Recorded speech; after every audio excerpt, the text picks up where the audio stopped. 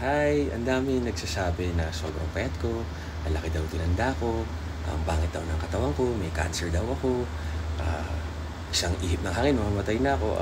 Ano ako guys, 165 pounds, for 45 years old, 8% body fat, sobrang lean ko and ripped. Tapos okay naman, hindi masakit yung joints ko, lalo na yung ACL, MCL, meniscus surgery ko. Kaya ng katawan ko. So happy naman po ako sa weight ko. Tapos yung mga advice na binibigay ko, personal experience ko lang po, gusto ko lang makatulong sa inyo, mag-share. Kung ayaw nyo naman po, okay lang. Tapos yung mga comments nyo na nega, okay rin naman po. Tignan ko pa nga yung mga profile nyo, isa-isa, karamihan, nakalock. Tapos yung iba, medyo overweight or malungkot yung buhay. Sana po ma-find nyo yung happiness nyo. Huwag tayo manlait ng ibang tao, lalo na kung gusto lang naman tumulong sa kapwa. Wala naman pong ginagawang masama.